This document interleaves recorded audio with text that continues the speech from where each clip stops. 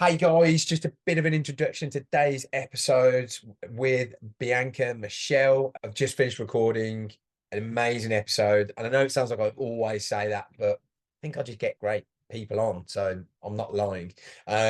Really good episode.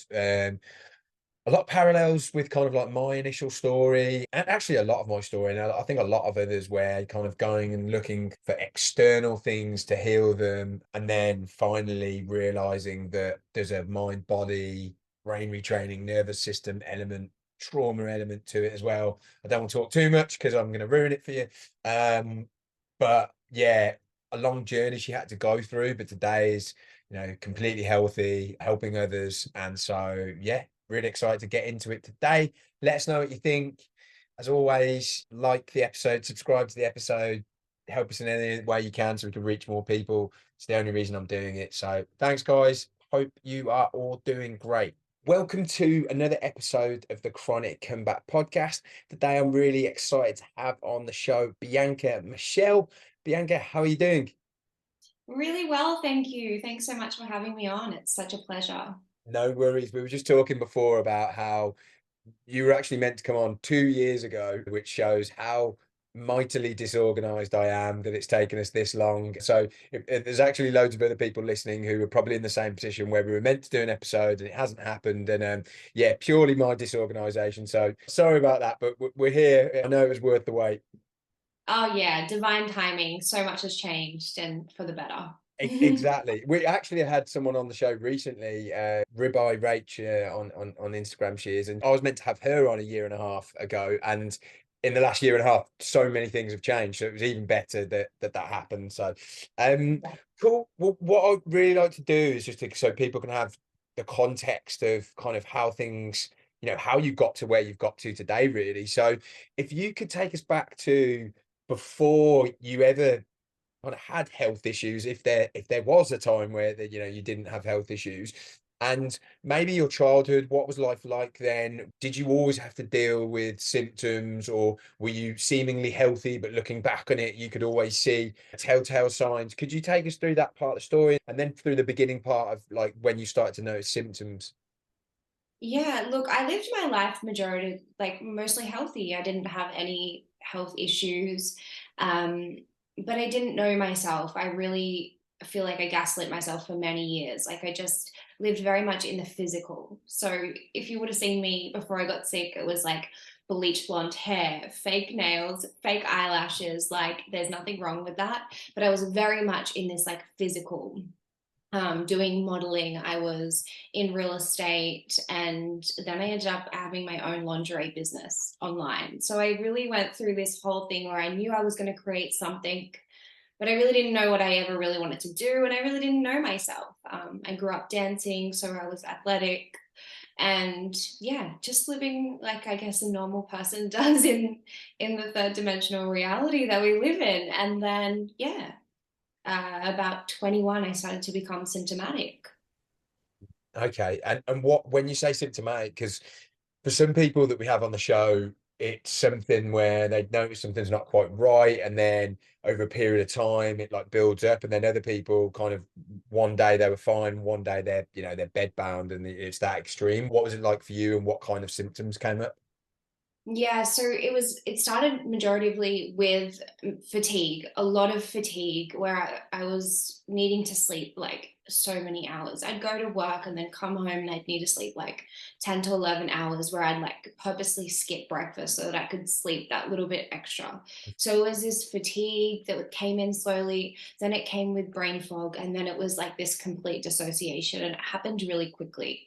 I always explain it like it was like a blink of the eye where I was like a normal functioning person. And then all of a sudden, I was just so out of touch with reality. And it was these deep neck headaches that I would have. And I would just have to like sit in a dark room and, joint pain, body aches. And yeah, the fatigue was just outrageous. And it would sometimes I would be so tired that I couldn't sleep. And then so tired that I needed to sleep even more, but then I would never recover. So it was Yeah. this constant cycle of all of those Lyme symptoms. I don't know about you, but I spoke to someone about this recently, and I think I mentioned it on the podcast a few times. In those early kind of times of me getting symptoms, I was so used to, getting whenever I got sick, it would be, it'd be tough, but I knew I was gonna get better in the next, like, couple of days, week or something. And I remember each morning just expecting to wake up and it would be gone, and it just wasn't. And the emotional kind of harm that had on me, and I guess the helplessness that caused me was just so, looking back on it, it's just so kind of like traumatic at that time. Did you go through that? Oh yeah, that was the worst part because we're used to being able to go to the doctor and take like a certain amount of pills and you're good in 7 days. Mm, 7 to 10 days you're well. And it was just I would go to the doctors and they'd say there's nothing wrong with you. Misdiagnoses of fibromyalgia, MS, all of those things were just being misdiagnosed left, right, and center. And then I luckily had a friend who suggested that I get tested for Lyme. So it was like through word of mouth that I was finally getting answers. It was terrible because yeah, normally, we're used to going to the doctors and being like, here's some, antibiotics and you're good to go. yeah. But yeah, perpetuating cycle is one of the hardest parts. And what was it like then? I mean, we'll definitely go back into kind of like the Lyme stuff because I'm definitely interested to talk about that. But in terms of like going to doctors and not being heard, essentially, like, did you have, I don't know. I think when I first started this, I kind of maybe doctor bashed a little bit, and like now I'm like with trying to look back on things with a little bit more kind of like in a nicer way. I'm trying to be a little bit more understanding of kind of it's more of a systemic problem than their problem. But with my story, there's definitely doctors that were a lot more kind of had a better bedside manner, and then there were others that just weren't sympathetic at all. What was your experience like? Yeah, it was very much like that. There was good and bad in all of it. And I just think that they don't have the education that they need. I mean, we know that it was, I think, 2007 that tick-borne illness was taken out of the medical journals. So they're not educated. And Yeah, so it is a systemic issue. So, it comes to this, yeah, it's got two sides to it. Like it's got this polarity side where we can look at it and be like, well, actually, it made me learn so much about myself and made me become my own healer. So, yeah, we only had that choice to go within. So it's like we can always find the good in that situation. But I definitely had that. Just a lot of even hypochondria was something that was suggested, and depression, and all of those things that we get when they don't know what's wrong. yeah. And so I want to talk about Lyme disease because we just so I'm clear, you're in Australia right now, are you? I'm actually in Europe at the moment. I've Okay. been to Thailand, Europe, traveling a little bit around, trying to Okay. find where I want to stay. But this was in Australia when Yes, but yeah. yes, Um, yes. yeah. I mean, I should have asked all these questions before we started recording, so I knew, but I knew you were Australian for sure. So I assumed this stuff happened in Australia. And I asked because I first started to get symptoms when I was in Australia and I got a tick bite. And I went to people in the UK and they were just like, look at her. And they would say, oh no, Lyme doesn't exist in Australia. It can't be Lyme. And that was Yeah. like this was in 2014, 2013. And there was no further investigation because Lyme did not exist in Australia. Like, is that what you were having to be up against? Yeah, exactly that. They say it doesn't exist. They've never found it in a tick. However, there has been doctors who have suggested that they've found it in an echidna, like a tick that was found in an echidna, which is an Australian native animal. So it's very confusing. But regardless, if you went overseas and you caught malaria, how come we can diagnose that? It's a really funny area. But yes, Australia says it does not exist.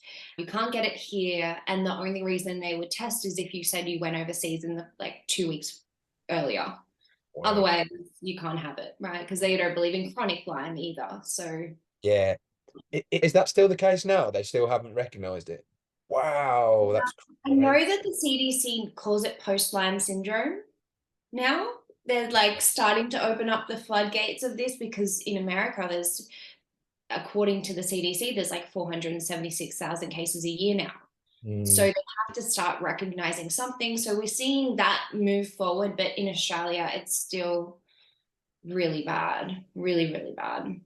I can't, God, I've done this many episodes now that I can't remember who it was, but it was an Australian doctor. She was brilliant.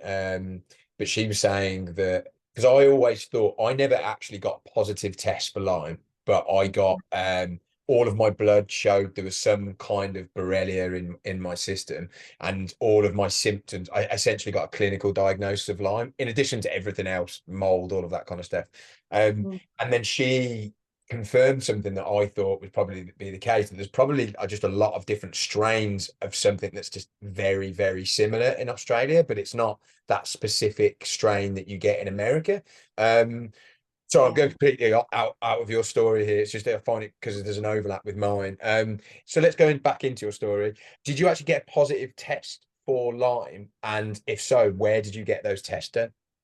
Yeah, so I ordered a test from Germany, a clinic Uh, in Germany called Almond BCA. Hand. Oh, oh, right. Not that one. Yeah, Okay. not a lot of people have actually used them, and I'm not sure. I think they went down with like the pandemic times. I don't know if they're existent at the moment, but I used them, and basically they sent me like all of the stuff to get the bloods, explained how to do it. And I luckily went to this clinic close by and was like, hey, can you like spin them this way? And gave her like the list of how to do it. And she did it for me. So then I had to keep it under this certain degrees, and DHL picked it up, sent it over, and I had the results in a couple of weeks' time. Wow. And just to be clear, you weren't outside of Australia or anything there. You definitely would have contracted it in Australia. No, I was. When I think the first time I went to Europe, I was like 7 years old. Right, We okay. did a lot of travel when I was younger. Like my parents always would go to Europe, or we would travel quite a fair bit. So I had traveled overseas. So, it begs to question, but I also had dogs in a large backyard. And I remember seeing fleas and ticks and all of those things. I mean, not a tick, but fleas. And they say that it's in fleas or mosquitoes. So if I Yeah, had dogs, I assume they're ticks, but I don't really know what they're. I don't personally, I've never seen one in real life. yeah, So I heard that they can be so tiny and yeah, look like a flea. So I wouldn't have known the difference either yeah. way. So Okay. hard to say, right? Yeah, no, no, definitely. Again, there's just so many similarities in kind of this part of our story. I had like a remote diagnosis almost from this test, and it told me, you know, essentially you've got Lyme. And then I didn't have anyone to follow up with because I didn't have a working practitioner. So were you working with someone then that was helping you go through this? And could you talk us through, what happened then? How did you feel when you got the diagnosis? Yeah, so it had been a couple of months, so it was a relief to get it, which is surprising because I didn't know what was ahead of me, and I really didn't even know what it was. And what happened is it was a friend of mine I was explaining my symptoms to, and his mother knew a friend's son that went to Malaysia to get hypothermia. And so I remember the mother telling me this story like 6 months before I got sick, like goosebumps. Like she was telling me, oh, this poor man had to go overseas because in Australia they were like denying his health. And I thought it was like outrageous. As soon as I got that diagnosis, I went to Malaysia to hypothermia without any doctor. I couldn't find one. I wasn't aware of any of them until I got to Malaysia and had the shock of my life. When I opened the clinic door in Malaysia, hypothermia, I felt like I could drop to the floor. Like it was like this reality of pain that I'd never even seen in my life. You open a door and there's people on fold out recliner chairs with drips in their arm, Australians, Americans, and people from all over the world in this little area in the middle of, I think it's called Johor Bahru in Malaysia. Like it's not even Kuala Lumpur. Like it's the middle of nowhere. That's what I call it anyway. It was insane to me. Like as soon as that was my first opening to Lyme. So I got this test. I was like, I need to go straight to Malaysia because that's what that friend had done. Mm, And I heard that's the best way. And he had the friend had the two treatments in hypothermia and was healthy. wow. For me, it was a little bit different. But Yeah. yes, it was a shock of a lifetime. That Yeah, was when I met the Lyme community. yeah, because I never heard about one in Malaysia, but there's one in Germany. And I was considering going there, and then I read some pretty horrible stories about kind of what can happen if it doesn't go well. So I decided not to do that in the end. For people who don't know, what is that process? What does it involve? Yeah, so they basically, when you arrive, you get intravenous vitamins, and then they basically put you in a chamber and they put you under anesthetic. While you're under anesthetic, they raise your body temperature. For Americans, I think it's about 104 Fahrenheit, and Australians, it's like 41 degrees Celsius. That's how high they want to take you because they want to induce a fever.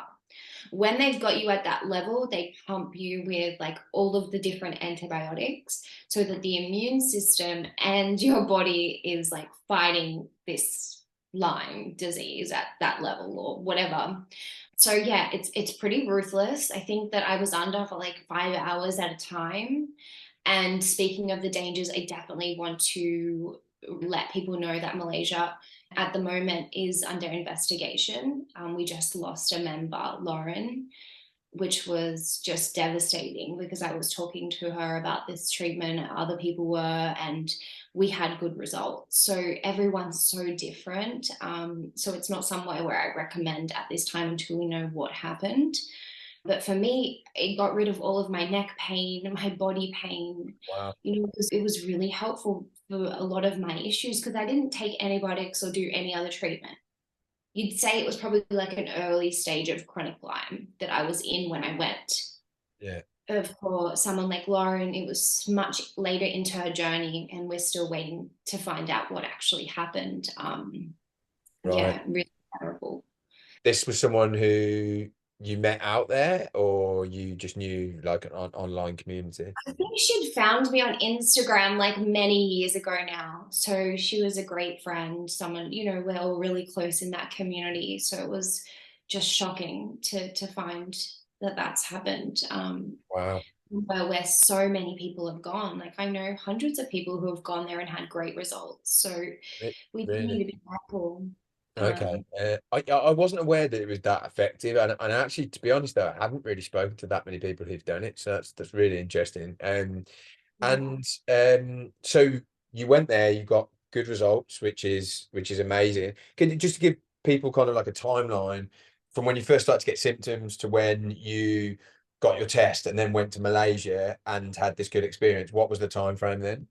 Yeah, I feel like it was a blessing for me because it was only like 6 months or something, my period of that wait. So, I mean, 6 months of being called crazy is really, really tough, but it was much quicker than most people. So it was about 6 months. And then as soon as I got the test, I literally booked in like a couple of months time. And Yeah. I went at the end of 2017. So the treatment was 1 week, and then I had like a 4 week break, and then I had another one. Okay. And did this just completely solve everything, or did you still have symptoms after this? So it's such an interesting story, but basically I felt good, and then I went back home and I started to feel sick again. I then did like herbal protocols, then I did normal antibiotics. You know, I tried everything to kind of kill the Lyme, rife machines. You could say I pretty much would have tried everything. And then it got to a point after 5 years, and I know I'm skipping ahead a little bit, but like, you know, it was a really long period of time of like trying to fight these last symptoms of like Yeah. chronic fatigue still, and still dealing with the symptoms. I didn't have those deep neck headaches, and I definitely wasn't as bad. Yeah. It definitely helped me. And I really put that to not having antibiotics first, like other people, because it shuts them down into the other forms of Lyme. And I didn't, like, mine was probably all opened. You know, Mm, it wasn't hiding in the cysts, it was like in the spirochete form through my body. So the hypothermia was really effective. Once mhm. you take antibiotics, you close it all down, and then it's harder to penetrate it, right? Right. Really scientific. But anyway, Yeah. so I was then back and forth with just like small symptoms. I still couldn't get over them.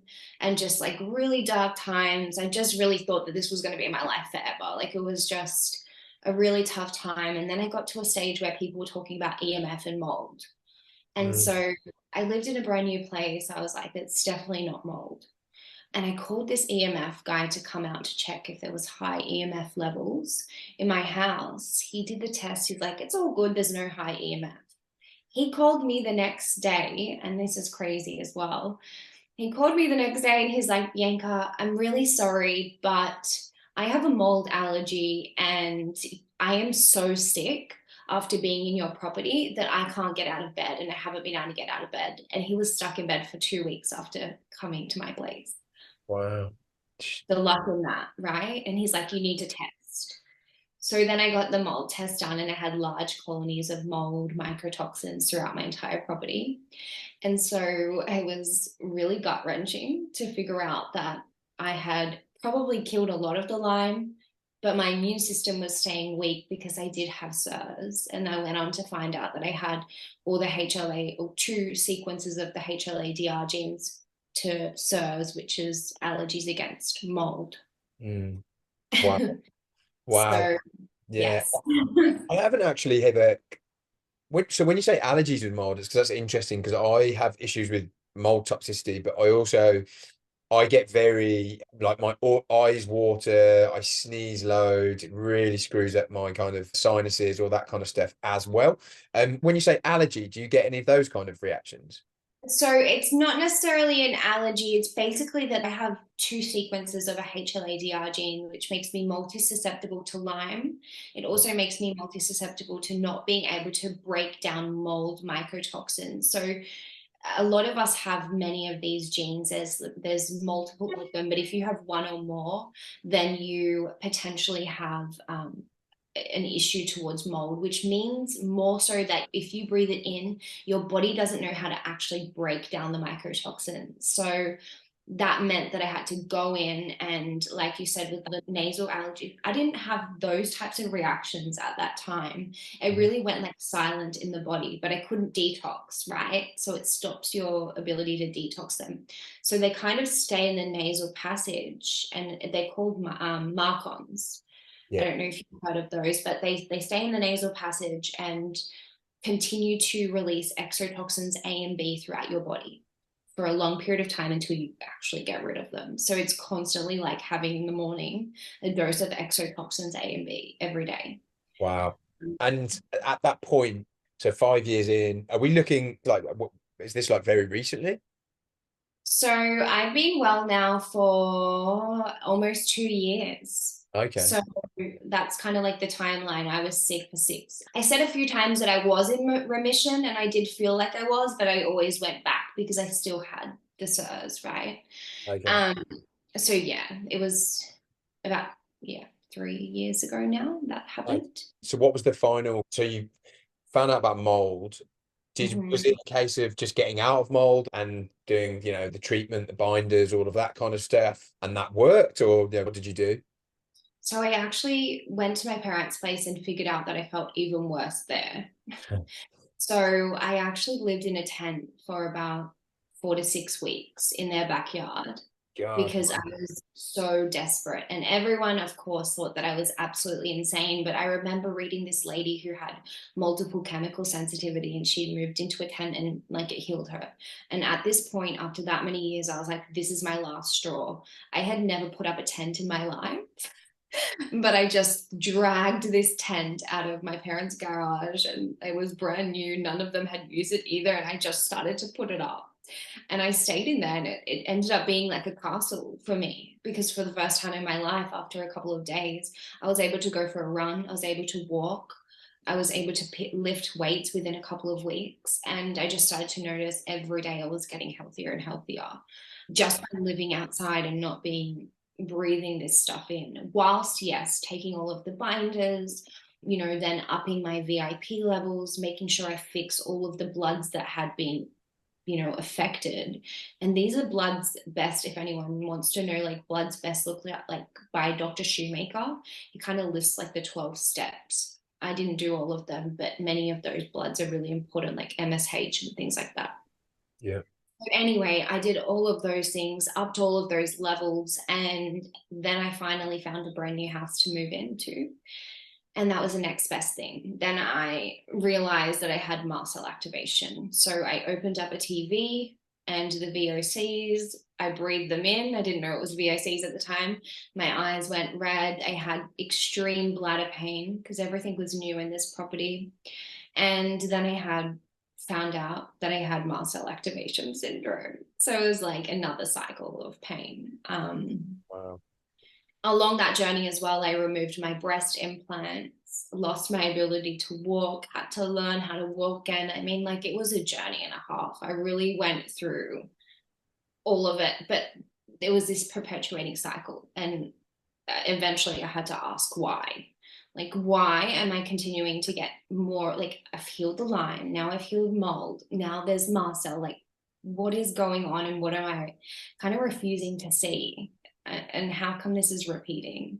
You Yeah. know, so I think we get to that point in our journey where we're like, okay, this is more than the physical. Yeah, it's really interesting. I was literally just about to say, did you ever look at kind of, nervous system regulation and mind body, that kind of stuff? And you beat me to it. So I'm assuming that's what you're about to talk about. I feel like people will look consistently, and it's the time we've been raised in, isn't it? Like, go to the doctor, get a pill, go to Malaysia, get treatment, try and externally help me without recognizing that maybe there's something not quite in balance internally. And it's always the last thing we really want to look at, because it's probably the hardest thing to acknowledge and believe as well. So yeah, could you talk us through kind of how that came about, and yeah, the rest of that journey? Yeah, it all started when I was in hospital. So it was just before like finding out about the mold, around that time, when I couldn't feel my leg. So I woke up one day, I felt like I had pins and needles in my right leg, and tried to walk on it, and my foot was like this. They call it medical drop foot. I couldn't feel anything. I tried to ice pack, heat pack, no feeling whatsoever. So I went to the hospital, stayed in the hospital, eventually feeling came back, and I started to have physio to learn to walk again on that leg, because it felt so weird to not feel everything that we normally feel.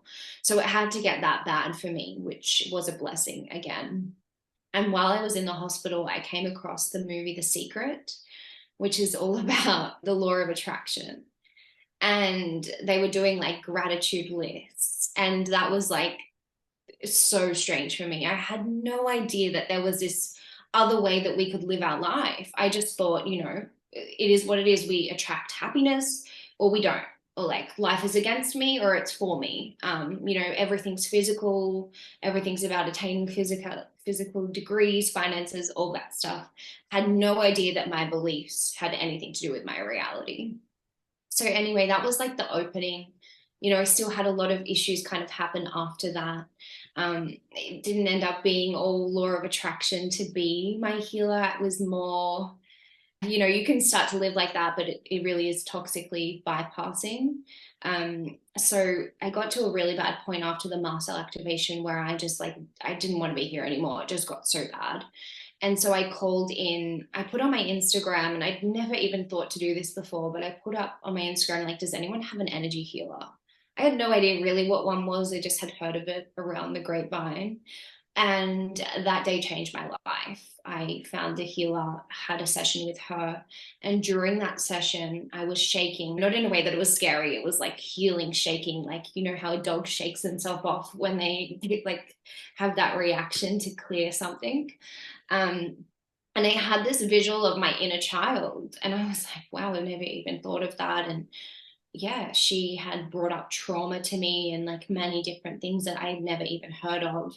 And that's where I realized that I really didn't remember much of my childhood. It was completely repressed from my memory. I had shut off pretty much most of my life just to be able to cope. And so it opened up this big window of like trauma, inner child, nervous system, like you said, and going through this entire journey of healing each one of those areas, and then coming to this awareness of presence and, understanding that all phases of life are necessary. Coming to a lot of understandings of just about this life in general and our emotions, and feeling the full range. I was very much in this understanding we're either happy or sad, like I mentioned, and like I would judge those two. Like, I only wanted to be happy. And I just slowly, I was listening to podcasts, had coaches, just really went into that emotional world, had EMDR to desensitize some of the painful memories that I had remembered, and realized I had been running from like 2 years old. Like, one of my first memories that came up for me was running across the road in like the first ever house that I didn't even remember. And I was running across the road and hiding under the neighbor's porch. And so I had literally been running and dissociating from 2 years old. In kindergarten, I was put on Ritalin for ADHD because I was shy and wasn't listening to the teachers, and they put me on Ritalin. So that pulled me out of my body even more and made me feel like I wasn't normal.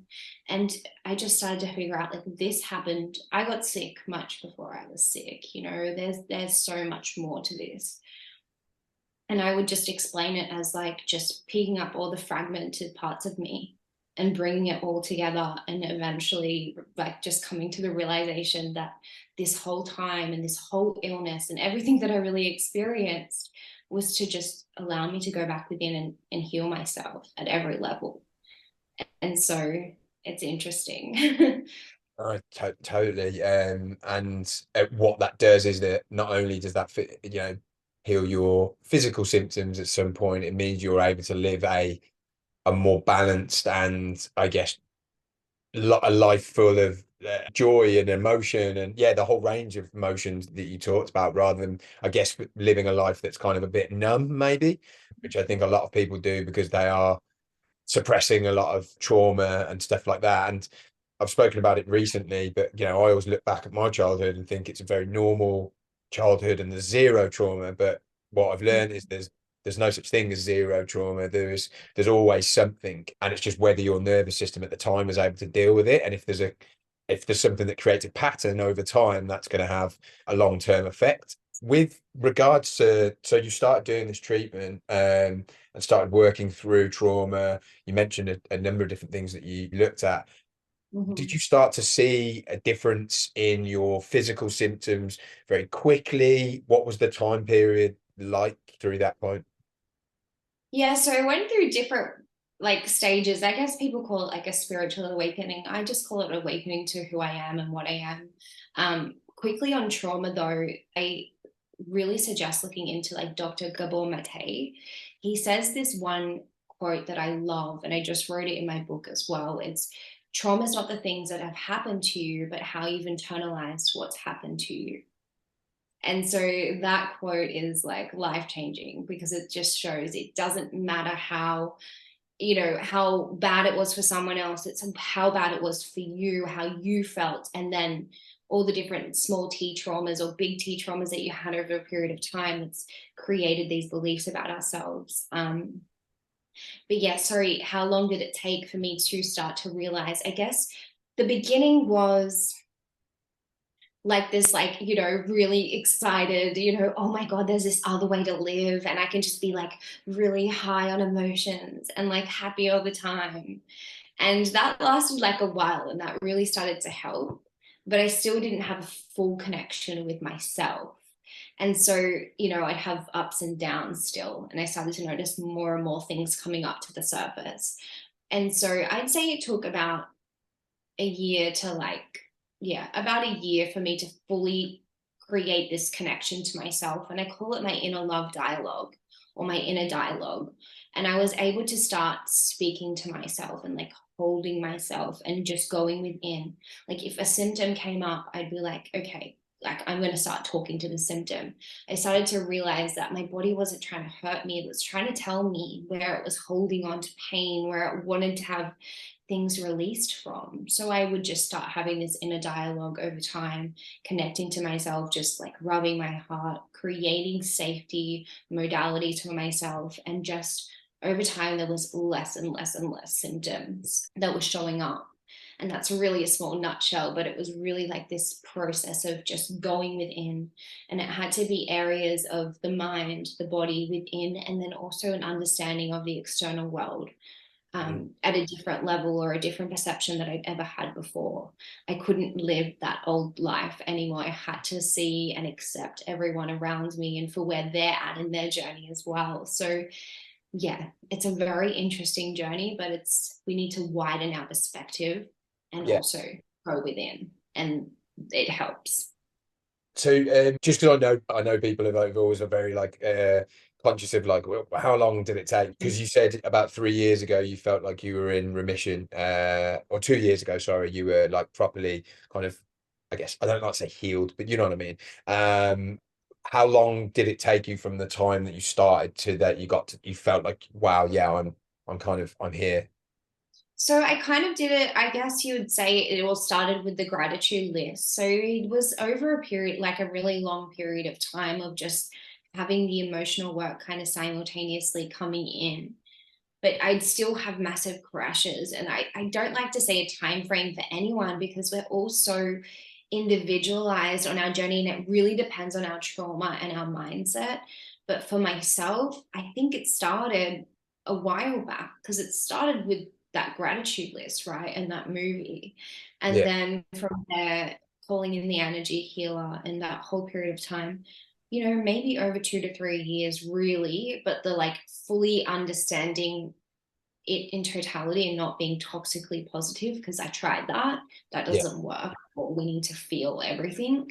yeah, Um, that real understanding was about a year, but I had to go through those other stages of like, okay, maybe I'm going to just like do the law of attraction and then maybe I'm going to do this. And then finally I was like, oh my goodness, I don't need to do any of that. Like everything is already here. Like yeah, we already are healed. It's just a matter of noticing to go back in. yeah. Amazing. And were you able, because you mentioned, sounds horrible, and I know a lot of people who listen to this are going through that or have been through that, like you felt almost like you didn't want to live. Were you Yes. able to, once you were doing this kind of inner work, were you able to start actually enjoying your life at the same time whilst healing and not just waiting for that day you could finally say you were healed before you actually started living your life? Or was it kind of, I guess you would have had days where you maybe felt like that and then days where you didn't. Like, how was life like emotionally in terms of actually being able to live a life whilst healing? Yeah, so it was, yeah, like just explaining the ups and downs. It was what I call that and what we can call that in the universe is duality. So, there's ups and downs all the time in life, and that was my experience for bless you. That was my experience as well, having those good days, bad days, and it's very hard when you have like that 10 steps forward and 20 step back moments. They are the hardest moments. They're the moments that you need you more than anything. Those moments where you take those steps forward and you go all the way back, that is your opportunity to heal that trauma of going back and forth in that moment. And so it was in those moments where I was like, okay, I'm just going to feel this, accept this. And I know that I've done it before and I can do it again. Mm. Um, but it was up and down. It really was a state of being like, I'm just going to allow this. I'm not going to try and control it. I'm going to go back. I'm going to do all these steps and I'm not going to dissociate anymore. Because Yeah. often when we go through that period of the back and forth, we're like, oh, I want to grab my phone and start scrolling. Or I want to just like complain to everyone that I'm going through this. And that's fair enough. But the best thing I did in that moment of feeling really down was like, I'm just going to put everything away and just sit with myself Mm. and just notice and just be and Yeah. not try and outrun it. And that was like, it's almost like when I did that, I don't know what higher power or what I was working with at that stage or what really was happening, but it was like, I just surrendered. I Yeah. just noticed it and I didn't try and fight it and I felt better. Yeah. So, Yeah. And I guess I asked that because I think I speak to a lot of different people on this podcast where there's really just I guess trying to, and this is where I felt like I've started to see differences in my health when I've actually just tried to not make my health just the number one thing. It's the only thing going on in my life. It's just something I know I have to be conscious of and work on, but I don't have to wait until I'm 100% healthy before I can actually enjoy my life and do other things in my life. But it's a process, right? It's just like what you said then. Like some days I can feel totally motivated that that is the case, and other days I'm like, oh my God, like I've gone backwards and it's totally brutal. So yeah, that's I guess the reason for my question. And then with regards to, you've obviously done a lot of like protocols, so you've probably taken a lot of supplements and you seem like quite a you know what's the word? Just someone like quite an efficient person, someone who, if you're going to go after it, you're going to do it right, that kind of thing. With that kind of way of thinking about things, I don't know about you, but like that perfectionist side just like really kind of came out. And like I always thought, if I don't do this perfectly, like I'm not going to get better. If I don't get up at 7 a.m. and do my gratitude journal at that time every single day, then I'm not going to get well. Did you ever have any of that to battle at all? I did, and that's such a huge, huge topic. I would say to people this exact quote: transformation is not about fixing yourself, it's about remembering who you are. That's it. So if we can just listen to our body versus trying to outrun with having a schedule and a timetable and a to-do list. One of my favorite things to switch that over, and I think it comes from maybe even like Louise Hay, she says, you shouldn't say that you should do something, you should say that you get to do something. Mm. Which I love. So I would say I get to do my journal when I wake up and I feel good. I get to do it. I get to go for a walk when I feel good. I get to do it. But it's a really beautiful thing to honor yourself versus making a to-do list. Like, listen to your body. It's been screaming at us for years to just tune in and listen to it rather than what everyone else is doing, because that just pulls us more and more out of who we really are. Ask yourself and come up with your own modalities, because mine were all built. I ended up building all my own modalities. And yeah, I share them, but I also really encourage my clients and everyone else to make their own. Like, it's so important that we start to just tune into what we need, and we can use those same principles of gratitude and all of that, but make them your own and do them when you feel like it, not because you have to or you should. You get to. And it's just a switch of that helped me heal that perfectionist wound for sure. Yeah, that's a great point. That's a great like framing to look at it in that way for sure. Looking back on kind of everything you've been through and like where you are today, and like you've been through a lot of tough times. Sounds like you've tried loads of different things. It's probably changed the direction of your life. Like, how does that affected like any sort of relationships in your life? I don't necessarily mean romantic relationships, just like friends, family. Um, yeah, how was it in the darkest times? How has it been like more recently? How has it affected that side of things? Yeah, I think that I'm very much in awareness of um I was very much like a victim to the people in my life and those around me for that period of time. And so I really learned a lot about the external world. And so I'm very, I guess the word we'd use is like, set very strong boundaries around who's in my life now. And it's very specific for that reason. And it's not because I'm better than them or they're better than me. It's just like, I don't allow it anymore. And when you're chronically sick for that many years and people turn their back on you and you feel so alone, as much as that was like the catalyst to who I am today, it was everything. I needed them not to care, because if they cared, I would have maybe been too comfortable. And that's the truth. That's how I see it. But I wouldn't allow those type of people in my life anymore. It doesn't mean that I think they're better or I judge others, but I'm very, very specific of who comes into my life. And that is built on the foundation of just knowing myself, having that self-inquiry, and then you know who to allow in your life. So yeah, I lost majority of my friends. I don't speak to some family. I don't have any problems with them. I fully forgive and understand, but it's like, I don't need that in my life anymore, because when I needed you, I didn't see you. And so, now that I'm well and people are interested, it's like, no, I'm not allowing that now. I forgive you and I don't hold on to anger. But it's so important that we don't allow people to use or walk all over us again, because when we really needed them, they may have not been there for us. And so knowing yourself helps you choose who comes into your life, and having self-inquiry, and then you actually notice how you feel around them, because many of us with chronic illness, we're empaths. Like, we can feel everything. We can feel when people are lying, when they're honest. We're like the best to understand these things, right? So yeah, it definitely has affected it, but in the most beautiful way. Definitely knowing how to ask myself if I really want to do something for someone, rather than just doing it because I want to people please. You know, it's a beautiful self-awareness, but it was really tough in those 6 years of not having those people. And Yeah. so, yeah, now it's a choice to choose, I think, who Yeah, comes. definitely. Yeah, it's tough. It's tough for other people as well, but it's obviously a lot more tough for the person going through it. It's yeah, I like to ask that question about relationships because it can kind of show you who are your friends and your close family members and who aren't. So in a way, it's a good filter. But final question from me.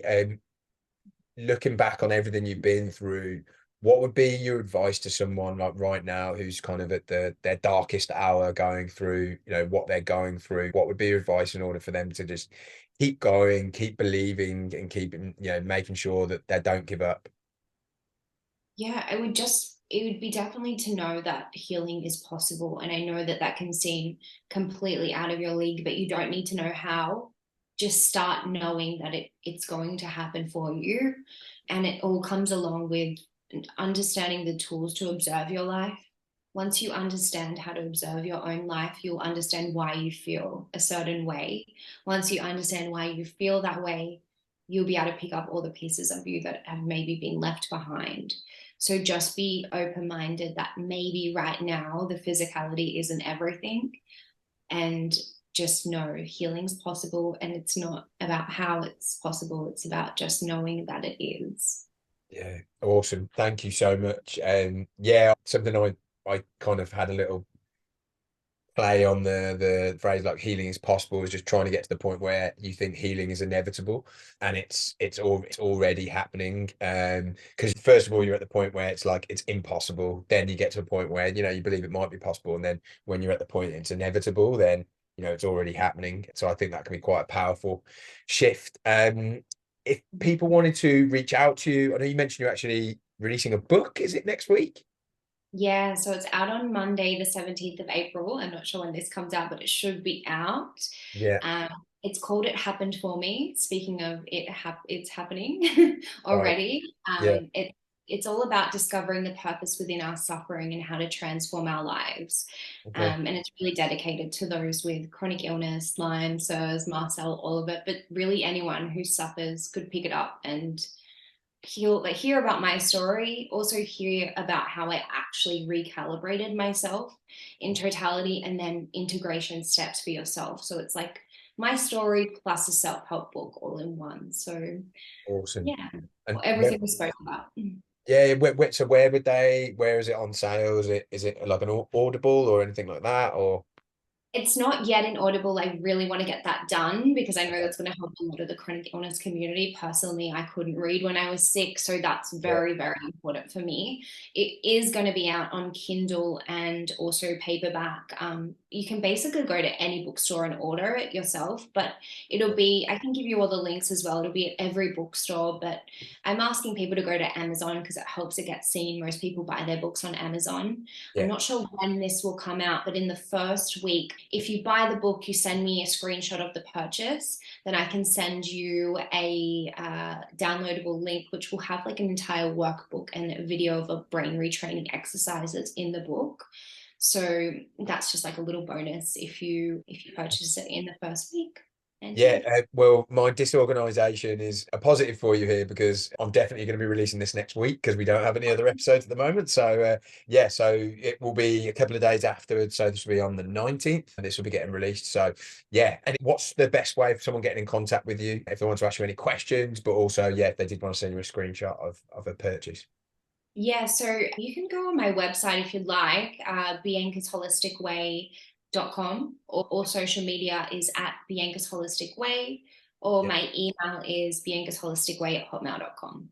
Okay, awesome. Thank you so much for coming on and sharing your story. You've been through a hell of a lot, but yeah, so grateful for you that you've come through the other side and you're sharing your story with us and doing such amazing work. So thank you so much. Yeah, thank you so much for doing this podcast and sharing everything with the world because, yeah, we've all been through it. And so now the things we taught, I always like to say the things we fought, we get to teach now, so it's beautiful.